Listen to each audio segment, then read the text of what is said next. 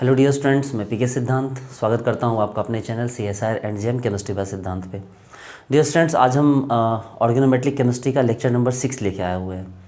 बहुत ही ज़्यादा important topic है, ठीक है, क्योंकि इस टॉपिक में आपको जो आज हम पढ़ाने वाले हैं वो है आइसोलोवल एनालॉगी। ठीक है डियर स्टूडेंट्स, मेरी लेक्चर 1-2 दिन लेट से आई है इस बार। इसके पीछे रीज़न था कि मैंने आपको बहुत सारे बुक्स से मैं इसके एग्जांपल्स ढूंढ रहा था कि इसके जो करवाए हुए क्वेश्चंस हैं, जो कि प्रीवियस ईयर क्वेश्चन से लेके आपके जितने भी क्वेश्चंस हैं, आपको हाउस क्राफ्ट की बुक से चाहे आपको मिसलेटार की बुक से मैं इसके क्वेश्चंस ढूंढ रहा था, इसलिए थोड़ा लेट हो गया इस लेक्चर को आने में। बट मेरी सोच होती है कि आपको थोड़ा डिले हो जाए, कोई प्रॉब्लम नहीं, बट जो हो परफेक्ट हो। ठीक है, तो डियर स्टूडेंट्स, हम लोग जो लेक्चर करने वाले हैं इसमें आपको एक एक क्वेश्चंस मैं इसके बताऊंगा।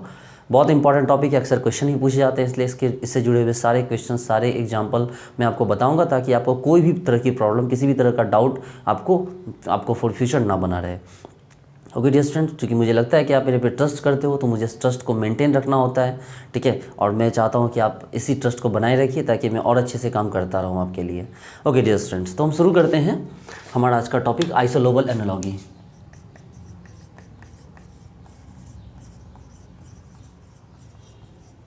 देखिए, अगर हम बात करें आइसोलोवल एनालॉगी की, तो आइसोलोवल एनालॉगी है क्या? आइसोलोवल एनालॉगी का मतलब हो गया कि ऐसे फ्रैगमेंट, दो फ्रैगमेंट, ठीक है, दो फ्रैगमेंट जिनकी सिमेट्री सिमिलर हो,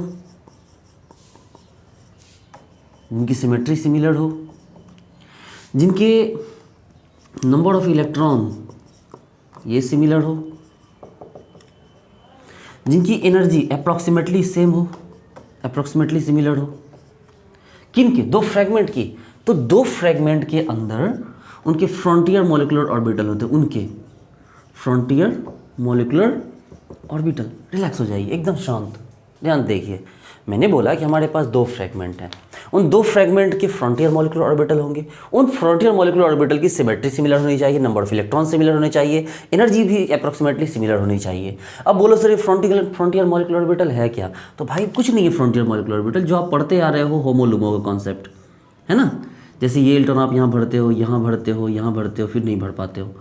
ठीक है, तो गौर से देखो, ये जो पोर्शन है ये कहलाता है आपका होमो। क्या कहलाता है ये? होमो, जिसको हम लोग बोलते हैं हाईएस्ट ऑक्यूपाइड मॉलिक्यूलर ऑर्बिटल, ये। ठीक है, जबकि ये वाला पोर्शन जो खाली है, देखिए ये सबसे ऊपर वाला पोर्शन है जो भरा हुआ है, इसलिए कहा गया हाईएस्ट ऑक्यूपाइड मॉलिक्यूलर ऑर्बिटल। लेकिन ये वाला पोर्शन जो सबसे नीचे, ऊपर से सबसे नीचे, खाली में सबसे नीचे ये है, देखिए भरे हुए में सबसे ऊपर ये था, इसलिए हाईएस्ट ऑक्यूपाइड हो गया, और खाली में सबसे नीचे है, इसलिए क्या कहा गया इसका? लोएस्ट अनऑक्यूपाइड मॉलिक्यूलर ऑर्बिटल, इसलिए कहा गया लोमो। क्या कहा गया? लोएस्ट अनऑक्यूपाइड मॉलिक्यूलर ऑर्बिटल, यानी कि LUMO, LUMO, lowest unoccupied molecular orbital. जबकि ये वाला क्या कहा गया था? होमो, हाईएस्ट ऑक्यूपाइड मॉलिक्यूलर ऑर्बिटल। एक और बात आप समझ जाइए बच्चे लोग, कि जैसे ये ऑर्बिटल अगर इस तरह से हो, फ्रंटियर मॉलिक्यूलर ऑर्बिटल ऐसे हो, ऐसे हो, ऐसे हो, ये सिंगल है, तो फील्ड तो ये भी है, ऑक्यूपाइड तो ये भी है, तो होमो तो इसको भी कहा जाएगा, क्योंकि हाईएस्ट ऑक्यूपाइड है ये। देखिए, होमो तो ये भी कहा जाएगा, लेकिन साथ के साथ इसका एक नाम और हो जाएगा, जिसको क्या बोलेंगे हम? सोमो। सोमो बोले तो सोमो का मतलब क्या है? सिंगली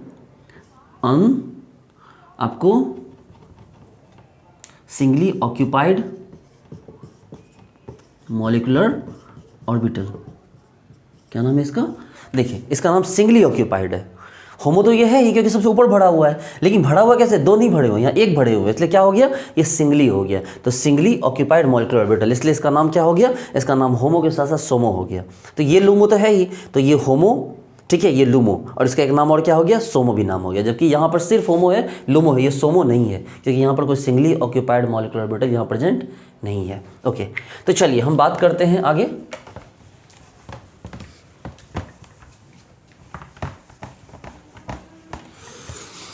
हम एक एग्जाम्पल उठाते हैं, एक एग्जाम्पल लेते हैं।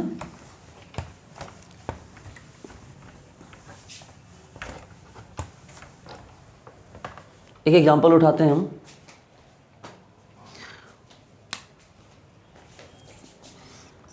CO hall 5, carbonyl hall 5, Mn फिर MnCO5, ठीक है। गौर से देखिए, ये एक फ्रैगमेंट हो गया। फ्रैगमेंट बोले तो एक टुकड़ा जिसमें एक मेटल प्रेजेंट हो, ठीक है। जैसे हम बोलते हैं ना, जैसे आप पिज़्ज़ा खाते हैं तो पिज़्ज़ा के कई कट किए जाते हैं, तो वो एक कट उसका एक फ्रैगमेंट हो गया। उसी तरह से ये जो मॉलिक्यूल हुआ, एक मेटल के साथ एक कंप्लीट पोर्शन क्या हो गया, इसका एक फ्रैगमेंट कहलाया। जबकि एक और मॉलिक्यूल लेते हैं हम CH3, इसका भी ये फ्रैगमेंट हो गया। गौर से देखिए, जिस तरह से ये इसका फ्रैगमेंट हो गया, उसी तरह ये इसका फ्रैगमेंट हो गया। अच्छा चलिए, इसमें इलेक्ट्रॉन काउंट कीजिए कि इसमें इलेक्ट्रॉन कितने हैं। तो आप बोलोगे सर मैग्नीज के पास तो 7 इलेक्ट्रॉन होते हैं सर, S2D5 है, वेरी गुड। और जहाँ तक कार्बोनाइल की बात कीजिए सर, 5 × 2 होते हैं सर, तो कितने हो गए 7, 5 × 2, तो ये 17 इलेक्ट्रॉन हो गए। यानी कि इस फ्रैगमेंट का जो नंबर ऑफ इलेक्ट्रॉन कितना है, 17 है। जबकि इसकी बात करें अगर इस पोर्शन की, तो इसमें कार्बन है, कार्बन का इलेक्ट्रॉन कितना होता है 6, ठीक है। सॉरी, कार्बन के पास वैलेंस इलेक्ट्रॉन कितने होते हैं 4, और उसके पास 3 हाइड्रोजन हो गए, तो कितने हो गए 7। आप बोलोगे सर यहाँ 17 इलेक्ट्रॉन है, ये 7 इलेक्ट्रॉन, अब कहना क्या चाहते हो। हम बोलेंगे भाई ये दोनों एक दूसरे के क्या है, फ्रैगमेंट है। क्या है ये दोनों एक दूसरे के फ्रैगमेंट हैं। चूंकि ये डी ऑर्बिटल है, ठीक है, डी ऑर्बिटल का, तो ये नियॉन को पार कर गया। गौर से सोचिए कि आपको पता है कि ये हीलियम के बाद नियॉन को पार कर गया। नियॉन मतलब 10 तक आता है, नियॉन का एटॉमिक नंबर क्या होता है 10 को पार करके ये आगे गया है। जबकि ये क्या हो गया, सिर्फ हीलियम को पार करके आगे गया है, ठीक है, इसने नियॉन को पार नहीं किया है। तो इस नियॉन को हम लोग क्या करते हैं, यहाँ से हटा देते हैं। नियॉन 10 को अगर हम हटा दें तो पता चलेगा जितने इलेक्ट्रॉन इसमें आए उतने इलेक्ट्रॉन इसमें आ रहे हैं। तो अगर इसमें 17 आ रहे हैं, इसमें से नियॉन 10 को हटा दीजिए तो यहाँ पर वो क्या हो जाएगा, 7 के इक्वल हो जाएगा। नहीं समझे बात को, एकदम रिलैक्स हो जाइए, मेरी बात को समझिए। मैंने बोला कि सपोज करो कि ये 7 + 5 × 2 17 इलेक्ट्रॉन थे, और ये 4 + 3 = क्या हो गया 7 हो गए। तो ये 7 इलेक्ट्रॉन, ये 17 इलेक्ट्रॉन, लेकिन इसमें नियॉन एडेड है, इसमें नियॉन एडेड नहीं है। तो यहाँ पर ऐसा लिया गया कि इसने क्या, ये कोई मतलब कोई ऐसा रूल पर्टिकुलर नहीं है, इसको इस तरह से चेक किया गया कि भाई अगर हमें फ्रैगमेंट को आइसोलोबल चेक करना है तो कैसे चेक करें। तो देखा गया कि अगर आप इससे क्या कीजिए, नियॉन को हटा दीजिए, तो ये अगर आपस में इक्वल हो गए तो इसका मतलब क्या हो गया, दोनों आपस में क्या हो गए, एक दूसरे के आइसोलोबल हो गए। और आइसोलोबल इन द सेंस कि आप इसके बदले इसको यूज कर सकते हैं, मतलब CH3MnCO5। ये देखिए, फ्रैगमेंट होने का मतलब, आइसोलोबल होने का मतलब ये होता है। देखिए अगर ये पोर्शन एक दूसरे का आइसोलोबल है, तो हमने क्या किया, इसके बदले इस पोर्शन को हटा के हमने क्या किया, इस पोर्शन को यहाँ पर लगा दिया, ठीक है। ये तो वही वाली बात हुई जब हम लोगों ने बचपन में मूवी देखी थी। तो एक मूवी थी, क्या नाम था उसका, अरे जिसमें कि शाहरुख खान है ना, ठीक है, जो शाहरुख खान है वो स्पाई करो बादशाह, ठीक है। तो बादशाह में वो एक लड़की को बोलता है कि ठीक है मैं अंधा हूँ, वो अंधा होने का नाटक करता है, बोलता है मैं अंधा हूँ, तो ठीक है मुझे ना उल्लू की आंख लगा दो, उल्लू की आंख भी चल जाएगी मुझे। तो इन द सेंस आप समझिए कि वो उसके परफेक्टली तो उसके लिए एक इंसान की आंख होती, लेकिन उसने बोला कि मुझे उल्लू की आंख लगा दो, मुझे चल जाएगा। तो बस यही जस्ट वाली बात है कि बस उल्लू की आंख लगाने के जैसा है। ये पोर्शन इसके साथ लगा हुआ है, लेकिन हमने इस पोर्शन को हटा के इस पोर्शन को लगा दिया, और ये लग सकता है, ये इसके बदले लग सकता है, दैट मीन ये आइसोलोबल पार्ट है इसका। बस यही बात आपको समझना है। इसका मतलब ये है कि अगर कोई पार्ट है इस टाइप का, ठीक है, OMC वाला पार्ट, उसमें 18 इलेक्ट्रॉन है, तो 18 इलेक्ट्रॉन को इस तरह के 8 इलेक्ट्रॉन वाले पार्ट से रिप्लेस किया जा सकता है। अगर 17 इलेक्ट्रॉन है तो 17 इलेक्ट्रॉन को इस तरह के 7 इलेक्ट्रॉन वाले पार्ट से रिप्लेस किया जा सकता है। अगर मान लीजिए 16 इलेक्ट्रॉन है तो 16 इलेक्ट्रॉन को इस तरह के 6 इलेक्ट्रॉन के पार्ट से रिप्लेस किया जा सकता है। अगर 15 इलेक्ट्रॉन है तो उसको 5 इलेक्ट्रॉन के पार्ट से रिप्लेस किया जा सकता है। अगर 14 इलेक्ट्रॉन है तो उसको 4 इलेक्ट्रॉन के पार्ट से रिप्लेस किया जा सकता है। बोले सर फिर आप जरा पूरा और कहानी बता ही दो। हमने भाई मेरे देखो, अगर आपके पास 18 इलेक्ट्रॉन है तो आप 18 इलेक्ट्रॉन को CH4 से रिप्लेस कर सकते हो। कैसे भाई, कार्बन के पास 4 इलेक्ट्रॉन, हाइड्रोजन के पास 4 इलेक्ट्रॉन, क्या हो गया 8 इलेक्ट्रॉन हो गए। अगर आपके पास 17 है, 17 को 7 से रिप्लेस करना चाहोगे तो आप इसको CH3 से रिप्लेस कर दो। देखो कार्बन के पास 4, हाइड्रोजन के पास 3, 7 इलेक्ट्रॉन। आपके पास 16 इलेक्ट्रॉन है, आप इसको CH2 से रिप्लेस कर दो।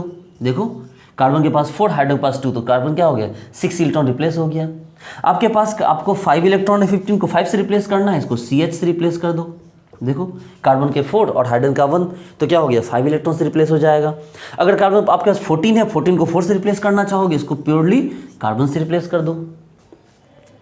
आई बात समझ में? चलिए और कहानी समझिए। जैसे कार्बन है, कार्बन के पास क्या हो गया 4 हो गए, तो कार्बन के बदले भैया हम BH को भी यूज कर सकते हैं। बोरॉन के पास कितना वैलेंस इलेक्ट्रॉन होता है 3, और हाइड्रोजन के पास 1, तो 4 के बदले देखिए BH भी यूज कर सकते हैं हम। CH है, इसका मतलब इसको हम किससे रिप्लेस कर सकते हैं BH2 से। देखिए CH2 इसको हम किससे रिप्लेस कर सकते हैं, BH3 से। उसके बाद 7 इसको किससे रिप्लेस कर सकते हैं हम, BH4 से। ठीक है, कर सकते हैं भाई। ठीक है, आप अगर ऐसा BH4 ना भी लाना चाहें तो BH4 क्या कर सकते हैं, BH4 को छोड़ दीजिए इसे।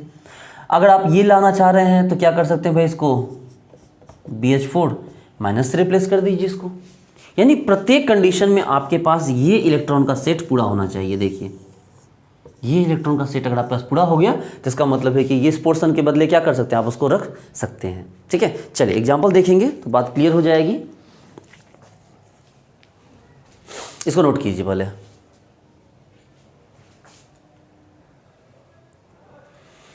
गौर से देखिए बच्चे लोग, ये सारे फ्रेगमेंट्स हैं।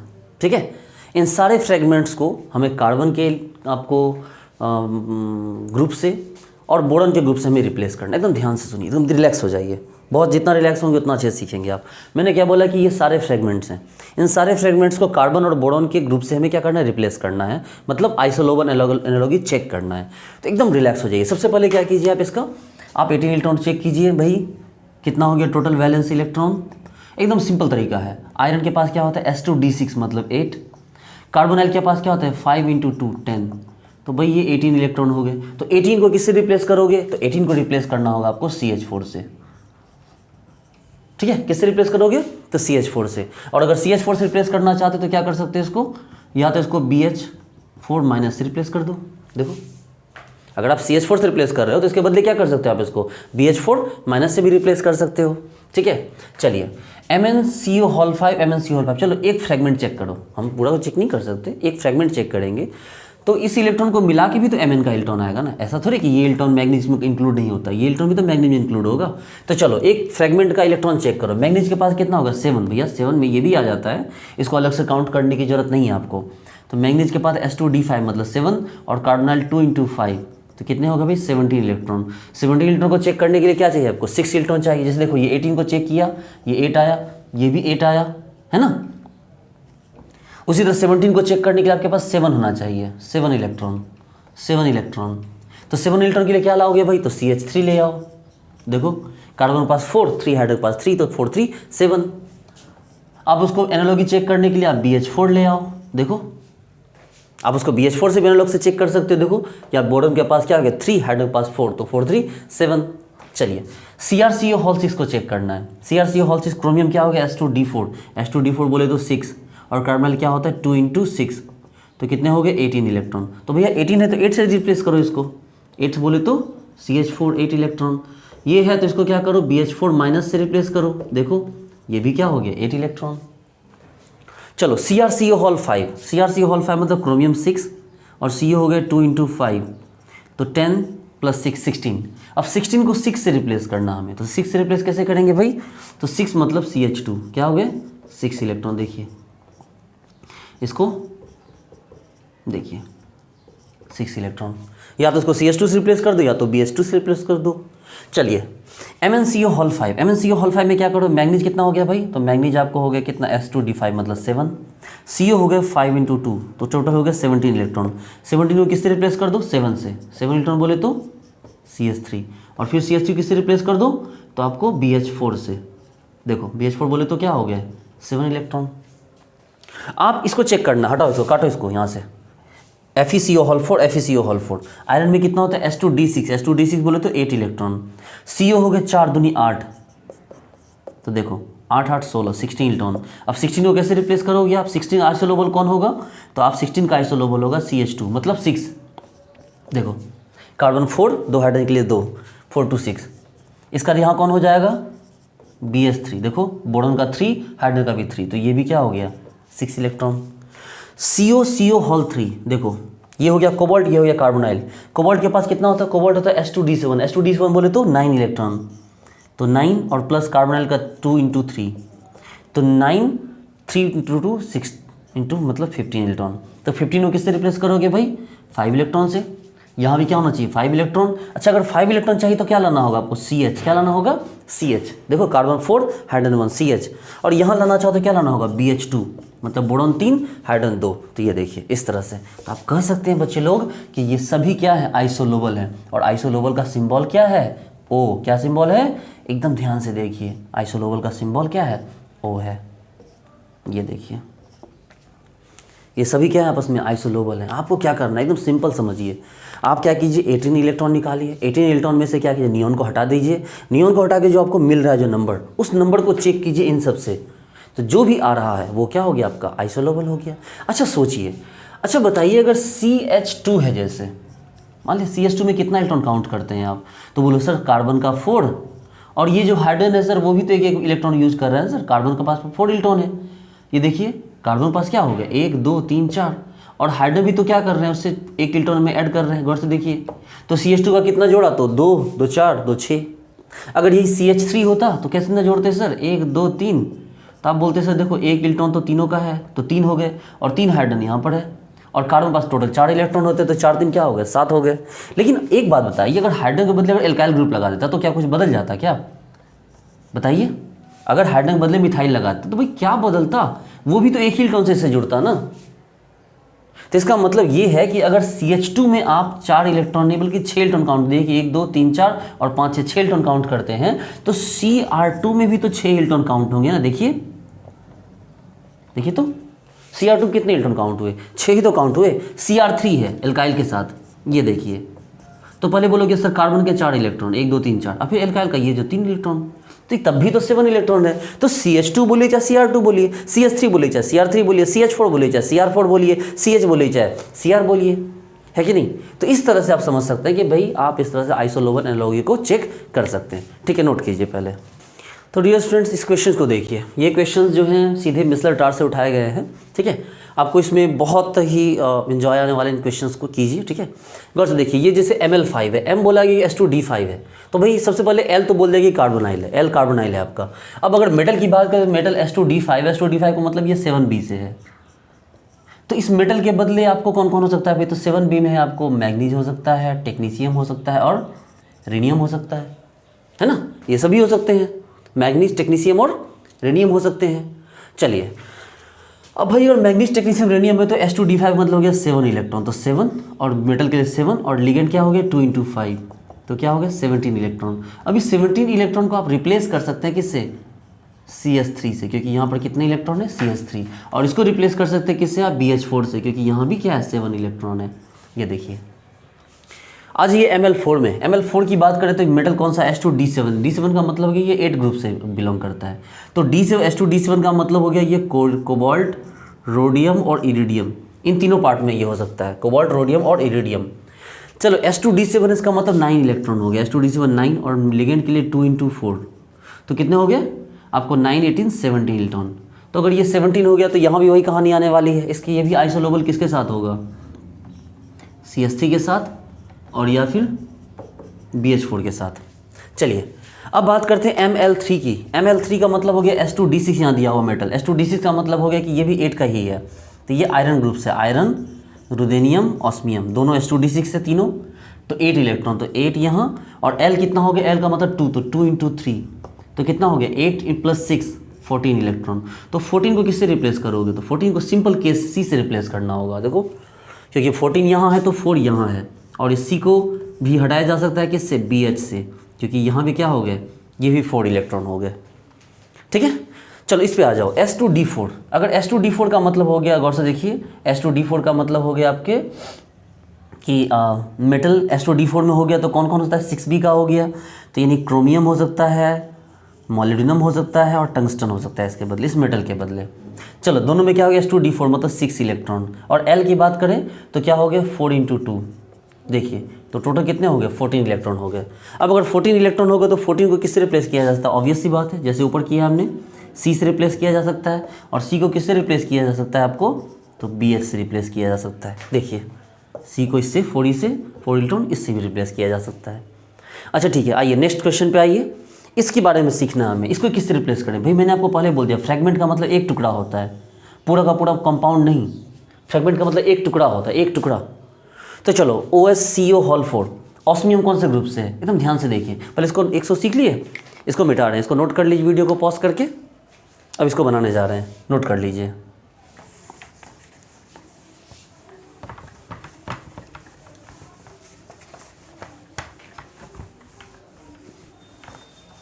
देखिए इस क्वेश्चन पे आइए, ये जो क्वेश्चन है OSCO हॉल 4, अगर OSCO हॉल 4 की बात करें हम तो इसमें ऑस्मियम कौन से ग्रुप से भाई, आयरन, आपको पहले बता रखा है फेरस FeRuOS। तो अगर आयरन ग्रुप से है तो आयरन का मतलब क्या है S2D6 मतलब 8 इलेक्ट्रॉन, प्लस कार्बोनाइल क्या हो गया 4 दूनी 8 तो 4 × 2 तो क्या हो गया 8 8 16 हो गए। तो 16 को किससे रिप्लेस किया जा सकता है, तो 16 को रिप्लेस किया जा सकता है CH2 से। इसका मतलब इस पूरे मॉलिक्यूल जो तीनों सिमिलर है इस मॉलिक्यूल में क्या किया जाता है, इसको CH2 से रिप्लेस किया जा सकता है। देखिए OSCO हॉल 4 OSCO हॉल 4, ये देखिए इस पूरे पोर्शन को किससे रिप्लेस कर सकते हैं हम CH2 से, क्योंकि 16 है तो CH2 क्या है 6 इलेक्ट्रॉन है। देखिए हम इस पार्ट को हम इस CH2 से रिप्लेस कर सकते हैं। अच्छा ये जो टीन है इस टीन को किससे रिप्लेस कर सकते हैं, ऑब्वियस सी बात है टीन के पास भी क्या होता है, टीन आपको जो होता है आपको टीन का पास टीन की जो वैलेंसी होती है वो क्या होती है 4 होती है। तो उसी तरह टीन के बदले क्या करते हैं कार्बन को रिप्लेस कर सकते हैं आइसोलोबल। तो क्या हो जाएगा कार्बन, देखिए इस तरह से FeCO hall 4 FeCO hall 4 FeCO hall 4 FeCO hall 4, ये देखिए। तो इसके बदले क्या किया हमने, टीन के बदले हमने कार्बन को रिप्लेस कर दिया। सिंपल सी बात है भाई, कार्बन सिलिकॉन जर्मेनियम टीन है तो भाई इसी ग्रुप का है ना। देखिए कार्बन सिलिकॉन जर्मेनियम टीन, इसका वैलेंस इलेक्ट्रॉन 4 है तो इसका भी तो वैलेंस इलेक्ट्रॉन 4 है। तो इसमें तो काउंट करने की भी जरूरत नहीं है, इसमें तो काउंट करने की भी जरूरत नहीं, क्योंकि ये कोई आपको डी ब्लॉक का तो है नहीं। सिंपल इसमें क्या हो गया, इसमें भी आपको वैलेंस इलेक्ट्रॉन 4 थे, इसमें वैलेंस इलेक्ट्रॉन 4 थे, इसको रिप्लेस कर दिया। अब हम इसको रिप्लेस करना चाहते हैं FeCO हॉल 4 को। तो देखो तो कितने हो गए, आयरन के पास S2D6 मतलब 8 इलेक्ट्रॉन और CO2 × 4 तो कितने हो गए 16 इलेक्ट्रॉन। यानी कि इस पोर्शन को हम किससे रिप्लेस कर सकते हैं CH2 से। तो यानी कि हम इस पोर्शन को क्या कर सकते हैं, हम इस पूरे पोर्शन को किससे रिप्लेस कर सकते हैं तो CH2 से। ठीक है, हम चाहें तो एक करके सारे को रिप्लेस कर सकते हैं, लेकिन खैर उसमें हमें नहीं जाना है क्योंकि हमसे सिंपल पूछा जाएगा कि आइसोलोबल एनालॉगी कौन सा है। चलिए नोट कीजिए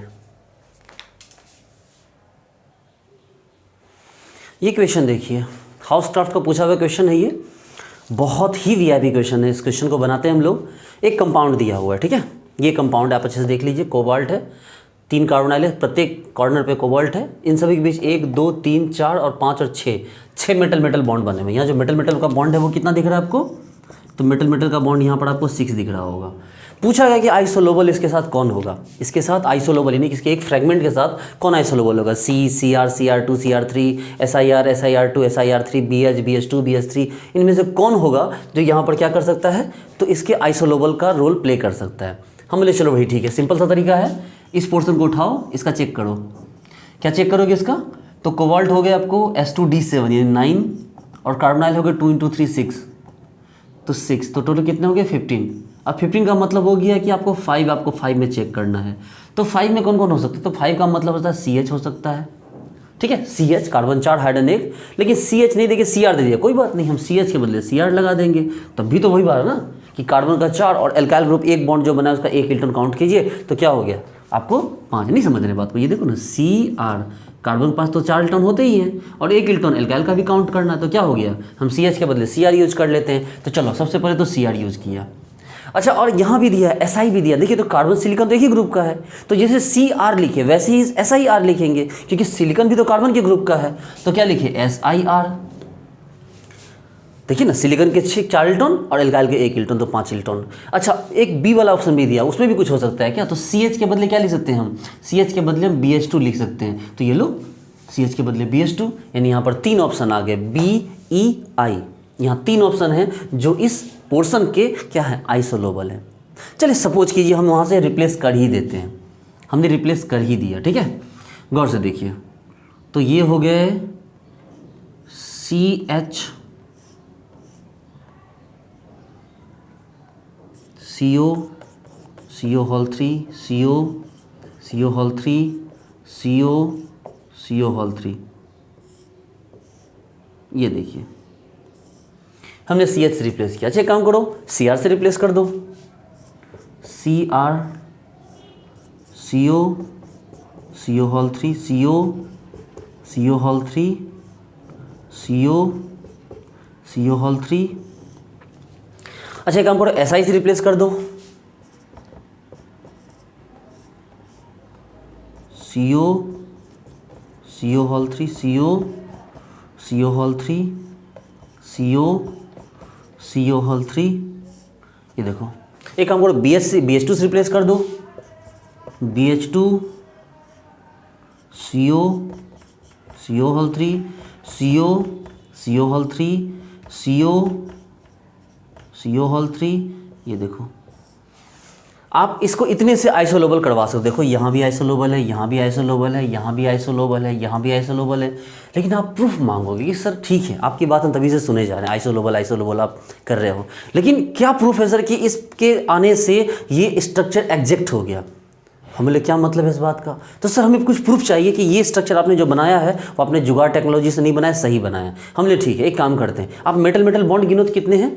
तो सर मेटल बॉन्ड देखिए ना सर, ये तो मेटल रहा नहीं, तो एक बॉन्ड दूसरा बॉन्ड और तीसरा बॉन्ड, एक बॉन्ड दूसरा बॉन्ड तीसरा बॉन्ड, एक बॉन्ड दूसरा बॉन्ड तीसरा बॉन्ड, एक बॉन्ड दूसरा बॉन्ड तीसरा बॉन्ड, मेटल नहीं है?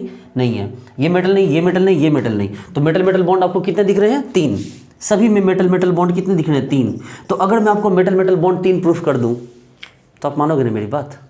अगर मैं आपको प्रूफ कर दूं कि मेटल बॉन्ड 3 ही है, गिना के नहीं, बोलो सर गिन के तो आप बता ही सकते, गिन के नहीं, फॉर्मूला से मैं प्रूफ कर दूं ये मेटल बॉन्ड 3 है, तब तो मानोगे नहीं ये स्ट्रक्चर सही है। चलो चेक करते हैं भाई। इसका सबसे पहले टोटल वैलेंस इलेक्ट्रॉन काउंट कीजिए। आपको याद है कैसे मेटल बॉन्ड निकालते थे? सबसे पहले क्या करते थे हम, क्या करते थे सबसे पहले टोटल इलेक्ट्रॉन निकाल, टोटल वैलेंस इलेक्ट्रॉन, फिर क्या करते थे 3 जितने मेटल थे उसको 18 से मल्टीप्लाई करते थे, 18 के हिसाब से इलेक्ट्रॉन निकालते थे, और उसमें क्या करते पॉलीहेड्रल इलेक्ट्रॉन काउंट में से क्या करते घटा देते थे उसको, फिर जो आता था B और फिर B को 2 से डिवाइड कर देते थे, क्या आ जाता था हमारा मेटल का बॉन्ड आ जाता था। याद है ना मैंने क्या बताया था कि एक मेटल का हक है 18 इलेक्ट्रॉन, आपने दिया कितना उसको काउंट कर लीजिए और उस 18 में से घटा दीजिए तो आपको सेट ऑफ इलेक्ट्रॉन मिलेंगे, और उसको 2 से डिवाइड कीजिए तो क्या मिलेगा आपको? मेटल बॉन्ड मिलेगा। चलिए इस बात को प्रूफ करते हैं, ठीक है, कि यहाँ पर मेटल का जो बॉन्ड है वो एग्जैक्ट निकल जाए आपको। सबसे पहले क्या कीजिए भाई, टोटल वैलेंस इलेक्ट्रॉन निकालिए। टोटल वैलेंस इलेक्ट्रॉन कितना होगा जरा गौर से देखो। कार्बोनाइल 1 2 3 कोबाल्ट है, एक कोबाल्ट दूसरा कोबाल्ट तीसरा कोबाल्ट, तो 3 कोबाल्ट के लिए क्या हो गया H2D7, तो 3 × 9। चलिए 3 3 6 3 9, तो 9 हो गया आपके पास कार्बोनाइल, तो 9 × 2, और तीसरा क्या हो गया कि CH। भाई CH के पास इलेक्ट्रॉन 5 है, लेकिन दे कितने देगा कितना? तो 1 2 3, देखो ना, अरे भैया इसमें कितना इंट्रोड्यूस करेगा? वो तो 3 ही इंट्रोड्यूस करेगा ना। अब भाई कार्बोनाइल है, CO के पास तो दुनिया भर के इलेक्ट्रॉन, देता कितना है? तो यही 2 है जिसके पास वही दे रहा है ना। उसी तरह CH के पास कितने भी इलेक्ट्रॉन, उससे क्या मतलब है, वो दे कितने रहा है? तो 1 2 और ये 3, तो वो 3 इलेक्ट्रॉन दे रहा है। चलो तो कितने हो गए भाई आपके पास? 27 + 9 × 2 18 + 3, ये हो गया आपको 48 इलेक्ट्रॉन हो गया। अच्छा चलो अब मेटल कितने आपके पास? अब आपको B चाहिए, तो B के लिए कितने मेटल है? 1 मेटल 2 मेटल 3 मेटल, तो 3 मेटल के लिए क्या करो? 3 × 18 करोगे, यही सिखाया था ना, 3 × 18 माइनस क्या करोगे? 48, तो 54 - 48 कितने हो गए? 6 हो गए। और आपको याद है B/2 यानी कि 6/2 नंबर ऑफ मेटल बॉन्ड, तो मेटल बॉन्ड कितने हो गए? 3। देखो एक ये मेटल बॉन्ड, एक ये मेटल बॉन्ड, और एक ये मेटल बॉन्ड। देखिए आई बात, प्रूफ हो गया है कि नहीं? ये मेटल नहीं था, कोई बात नहीं, तो मेटल बॉन्ड कितने आ गए? 3 आ गए। इसको चेक करते हैं, इस वाले एग्जाम्पल को। टोटल वैलेंस इलेक्ट्रॉन लाइए, कितना हो गया भाई? ये वाला पोर्सन, ये वाला पोर्सन और ये वाला पोर्सन, देखो तो क्या कर रहा है ये। तो कार्बोनाइल के पास कितने होते हैं? तो कार्बोनाइल के पास हो गए टोटल 7, आपको H2D7 ये 9, कार्बोनाइल के पास 3 × 2, और ऐसे कितने 1 2 3 सेट हैं, तो 3 और प्लस Cr, तो बॉन्ड कितना बना रहा है? 1 2 3 इलेक्ट्रॉन कंट्रीब्यूट कर रहा है, तो टोटल 3 हुआ। तो ये भी कितना हो गया भाई? 48। अगर ये 48 हो गया तो आपके पास क्या करोगे? B कैसे निकालोगे? तो B आपको निकालने के लिए क्या करना होगा आपको 54 मतलब 18 × 54 - 48 और डिवाइड बाय क्या 6 निकला, तो B/2 कीजिए, तो आपको क्या हो गया? 6/2 = 3। तो मेटल बॉन्ड कितने आ गए? देखो 1 2 और ये 3। सेम यहाँ भी कर सकते हैं, ये भी 3 बॉन्ड इलेक्ट्रॉन आपको क्या कर रहा है? इन्वॉल्व कर रहा है। उसी तरह ये भी देखिए, ये भी कितना इलेक्ट्रॉन इन्वॉल्व कर रहा है। इसके पास कितने इलेक्ट्रॉन से मतलब नहीं है, ये इन्वॉल्व कितना करेगा? तो 1 2 3, तो 3 को जोड़ो, आप निकाल के देखो, आपके पास मेटल बॉन्ड यहाँ भी क्या आ जाएंगे? 3 ही आ जाएंगे। आई बात समझ में? तो इस तरह से ये प्रूफ हुआ कि भाई आइसोलेबल एनालॉजी कोई हवा में तीर छोड़ने जैसा नहीं है, ये एक फैक्ट रियलिटी है। ठीक है, चलिए नोट कीजिए इस क्वेश्चन को। चलिए देखिए, बहुत इंपॉर्टेंट क्वेश्चन है। इस क्वेश्चन के साथ आपको आइसोलेबल ढूंढना है। पूछ रहे कि भैया कौन है इसका आइसोलेबल? 4 एग्जाम्पल दिए हुए, 1 2 3 और 4, ये ABCD 4 एग्जाम्पल आपको दिए हुए हैं। आपको क्या करना? आइसोलेबल एनालॉजी ढूंढ के बताना है कि भाई इस पोर्शन के साथ आइसोलेबल कौन होगा। चूंकि दोनों इक्वल है, काट के हटाओ इसको, एक के लिए निकालो रोडियम, रोडियम के लिए कितना इलेक्ट्रॉन निकलेगा भाई, तो रोडियम है कोबाल्ट ग्रुप का, कोबाल्ट रोडियम इरिडियम, तो कोबाल्ट रोडियम इरिडियम मतलब H2D7 मतलब 9। चलो कार्बोनाइल कितना हो गया 2, और ये क्या हो गया Cp, तो क्या हो गया 5, तो क्या हो गया 9 to 11 + 5 16 इलेक्ट्रॉन। तो भैया 16 को तो 6 से ही रिप्लेस किया जा सकता है, 16 को किससे रिप्लेस किया जा सकता है 6 से, लेकिन वो तो तब ना जब कोई रिप्रेजेंटेटिव एलिमेंट होता है sp ब्लॉक का, वो तो तभी ना जब कोई रिप्रेजेंटेटिव होता, तो यहाँ रिप्रेजेंटेटिव तो कोई है नहीं, ये तो सारे डी ब्लॉक वाले हैं, तो कोई बात नहीं, इसी में से देखो जो 16 होगा वो इससे मैच कर जाएगा, इसके बदले वो आ जाएगा। चलो FeCO होल 4, तो आयरन H2D6 मतलब 8 और 4 दूनी 8 16 इलेक्ट्रॉन, अच्छा ये मैच कर सकता है, देखो ये भी 16 ये भी 16, इस पोर्शन के बदले इसको रख सकते हैं, तो एक काम करो रख दो RH, ये है CO डबल बॉन्ड, फिर कौन Fe और CO होल 4, वेरी गुड। इसे चेक करो तो जरा FeCO होल 5, Fe मतलब H2D7, तो आपको H2D6 तो 8 और CO 5 × 2 मतलब 10, तो 18 ना भाई, ये मैच नहीं करेगा, ये आइसोलेबल नहीं है। चलो CO होल 3, कोबाल्ट है, कोबाल्ट H2D7 तो 9 और ये क्या हो गया 3 × 2 6, तो 15 इलेक्ट्रॉन ना, ये भी मैच नहीं करेगा, वो तो 16 है ना, 15 कैसे मैच कर जाएगा। CrCO होल 5, तो CrCO होल 5 मतलब क्या हो गया, क्रोमियम हो गया H2D4 यानी 6 और CO होल 5 हो गया 5 × 2 तो 10, तो टोटल क्या हो गया 16, तो भाई ये भी मैच कर जाएगा। A और D क्या कर गया, मैच कर गया, मतलब रोडियम, ये देखिए यहाँ पर CrCO होल 5 रखा जा सकता है, ठीक है। चलिए नोट कीजिए अब इसको,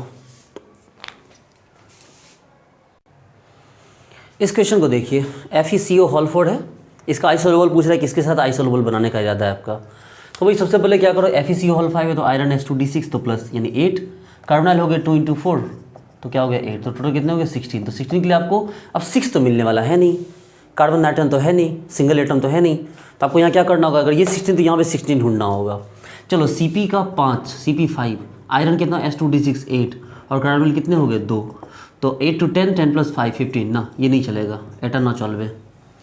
Cp FeCO माइनस, आयरन का 5 Cp 5, आयरन का क्या हो गया 8 और CO का 2 और माइनस चार्ज है, मतलब माइनस चार्ज का मतलब इलेक्ट्रॉन ऐड हो रहा है। देखिए बच्चे लोग, अगर माइनस इसका मतलब इलेक्ट्रॉन ऐड हो रहा है और प्लस का मतलब इलेक्ट्रॉन चला गया, तो माइनस इसका मतलब इलेक्ट्रॉन ऐड हुआ ना 16 इलेक्ट्रॉन, वेरी गुड, इसका मतलब इसके साथ ही आइसोलेबल हो गया। चलिए यहाँ जाइए, ये Cp मतलब 5, रोडियम, रोडियम कौन से ग्रुप का है, कोबाल्ट ग्रुप का, एकदम याद कर जाइए इस चीज़ को, cobalt rhodium iridium, iron ruthenium osmium, manganese technetium rhenium, chromium molybdenum tungsten, ठीक है, vanadium nitrogen tantalum, scandium titanium वेनेडी, ये जो आपको टोटल ऊपर से नीचे आपको 3 का सेट याद करना होगा, CuAg AU, ठीक है, जिंक कैडमियम Ag, ये याद करना होगा ना। तो रोडियम है, चलो Cp के लिए 5, रोडियम कोबाल्ट रोडियम है, रोडियम के लिए क्या हो गया H2D7 9, फिर कार्बोनाइल के लिए 2 और 1 इलेक्ट्रॉन एक्स्ट्रा बढ़ गया, तो कितने हो गए देखिए, तो 9 to 1 आपको 9 + 2 11 + 5 16 + 1 17 इलेक्ट्रॉन, नहीं ये भी नहीं चलेगा।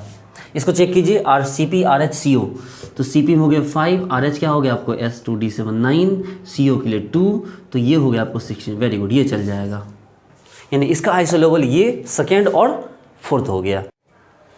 चलिए इसको देखिए, इस क्वेश्चन को CpRH है, CpRH का मतलब क्या हो गया भाई, तो Cp में मतलब 5 और रोडियम कितना हो गया H2D7 मतलब 9, तो 9 + 5 14 इलेक्ट्रॉन, तो 14 के एवज में अगर कोई सिंबल वाला है sp ब्लॉक का, उसमें 4 चाहिए हमें, देखो तो 4 किस में BH2 ना, BH2 में 4 नहीं है, बोरॉन 3 + 2 5, BH माइनस, ये भी तो BH2 ही है ना, क्योंकि देखो बोरॉन के पास 3, एक हाइड्रोजन 4 और एक बढ़ गया, तो क्या हो गया BH माइनस, तो BH2 ही रह गया, तो ये भी नहीं चलेगा, ये भी नहीं चलेगा। CH2 कार्बन 4 + 2 6 नहीं चलेगा, CH कार्बन 4 + 1 5 नहीं चलेगा। इन दोनों को, तो इसको रुकिए थोड़ा लेट से चेक करते हैं, पहले कार्बन देखिए, कार्बन 4 बिल्कुल चल जाएगा, ये देखिए 4 है, वहाँ चेक चल जाएगा, 4 चल जाएगा। अच्छा BH बिल्कुल, बोरॉन 3 हाइड्रोजन 1, तो ये भी चल जाएगा आपका। अच्छा ये क्या है, ये दोनों एग्जाम्पल क्या है, जरा बड़ा खतरनाक लग रहा है देखने में, थोड़ा इसको फ्रेश से लिखिए। तो ये पोर्शन है AC, ठीक है, डबल एसिटाइल ग्रुप इसमें लगे हुए हैं, गौर से देखिए, ये आपका इस तरह से है CH3 C double bond O, CH3 double bond O CH3, लेकिन प्रॉब्लम है कि ये इस तरह इलेक्ट्रॉन देते नहीं हैं, ये इस तरह इलेक्ट्रॉन नहीं देते हैं। ये क्या करते हैं, अपने एक हाइड्रोजन निकालते हैं, पहले जैसे CH2 है, एक हाइड्रोजन निकालेंगे, ये यहाँ जाएगा, ये यहाँ जाएगा, तो O माइनस आएगा, मतलब एक H+ जब निकल जाएगा, यानी कि ऐसा बनेगा, गौर से देखिए, CH डबल बॉन्ड और यहाँ सिंगल बॉन्ड आएगा, देखिए इस तरह से, तो इलेक्ट्रॉन देंगे ये। AC का मतलब यही होता है, कि इसने दिया 2 इलेक्ट्रॉन और इसने दिया 1 इलेक्ट्रॉन, तो टोटल आपको इलेक्ट्रॉन कितने डोनेट किए जाएंगे? 3 इलेक्ट्रॉन। देखो 2 ये देगा और 1 ये देगा, तो 2 1 3 इलेक्ट्रॉन इसके द्वारा दिए जाएंगे। तो अगर ऐसा है बच्चे लोग, तो इसका मतलब ये है कि आपके पास टोटल दोनों साइड से आपको मिलाकर 3 इलेक्ट्रॉन मिलेंगे। चलो इन सबको मैं हटा दे रहा हूँ, ये वाले सब, ये एग्जाम्पल हटाइए। ये देखिए ये सबको मैंने हटा दिया, हटाइए। चूँकि ये सिंगल आइटम तो है नहीं sp ब्लॉक का, तो इसमें अगर 14 जोड़ा था आपने तो यहाँ भी 14 ही आना चाहिए, तभी ये आइसोलेबल हो पाएगा इन दोनों में से कोई भी। चलिए देखिए, सबसे बड़ी बात है कि इरिडियम कौन से ग्रुप का है भाई? Iridium, cobalt, rhodium, iridium. Iridium मतलब S2D7 मतलब 9। ये रहा कार्बोनाइल तो 2 कोऑर्डिनेट है, और ये AC तो AC का मतलब 3, तो कितने होगा भाई? 9 + 2 11, 11 + 3 14। बिल्कुल ये वाला पोर्शन जो हो गया इसके साथ आइसोलेबल हो गया। अच्छा इसके बारे में चेक करते हैं। इरिडियम कौन से ग्रुप से है भाई? तो S2D7 मतलब 9, और आपको 3 और 3 6, देखिए दोनों साइड से 3 3 मिलेंगे ना, तो 15, मतलब ये आइसोलेबल नहीं होने वाला है। ठीक है, तो ये आइसोलेबल नहीं होने वाला है। ओके डियर स्टूडेंट्स, तो नेक्स्ट क्लास में हम लोग पढ़ेंगे आइसोलेबल एनालॉगी को हम लोग बोरेन एनालॉग से जोड़ के देखेंगे, और उसका बिहार हम लोग क्लोजोनिडो के बिहार पे उनको हम आपस में आइसोलेबल चेक करेंगे। बहुत इंपॉर्टेंट क्लास होने वाली है डियर स्टूडेंट्स, तो आप बने रहिए, बिल्कुल वीडियो लेक्चर मिस मत कीजिए। मैं जितने भी लेक्चर्स होता हूँ उसमें बहुत सारे क्वेश्चन ढूंढ के लाता हूँ, ताकि एक भी क्वेश्चन ना आपका यहाँ छूटे, ना नेट गेट JRF जैम कहीं भी आपका एक भी क्वेश्चन ना छूटे। इसलिए आप मेरे पे ट्रस्ट कीजिए, मेरी वीडियोज़ को रेगुलरली देखिए, और मेरे चैनल को सपोर्ट करने के लिए आप अपने फ्रेंड्स के साथ शेयर कीजिए। Okay dear students, thank you so much, मिलते हैं नेक्स्ट वीडियो में।